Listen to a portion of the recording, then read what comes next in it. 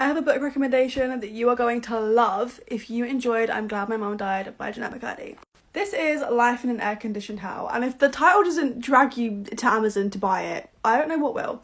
In this book, Michael takes us through a long, beautifully written, but also impactful journey of his stories as a sixth-born African child in a family of 12. That's a lot of people.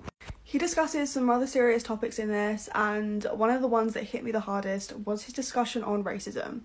Going into this book as a white person, I thought beforehand that I had a really good understanding on racism, but this book really opened my eyes. This book opened my eyes so much to what the black community has to face on a daily basis, but he also handled it with humour. Let me explain about that a little bit more.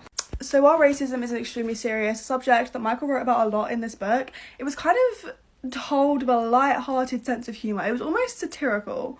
And I think that he did a really good job with that, because the entire book was hard-hitting. It was very impactful. He talked about lots of struggles with poverty, mental health, an identity crisis he had, and obviously racism.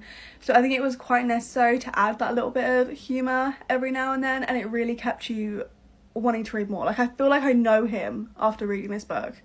I also want to talk about the mental health side of things a little bit, because I don't tend to see much conversation around mental health when I read memoirs.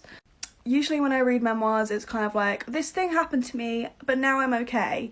You don't see the bit in between the thing happening and being okay, or like the struggle mentally, and he did a really good job at explaining that and making you feel almost seen. Overall, I gave this book 5 stars. I definitely would recommend adding it to a 2023 TBR, especially if you like Jeanette McCurdy's book, I'm Glad My Mum Died. It was impactful, beautifully written, but also had that little bit of humour in it that kind of helps you get through the harder things to read about. I would also like to give a big thank you to Michael for actually sending me this book. I really enjoyed it, and you're a very talented writer.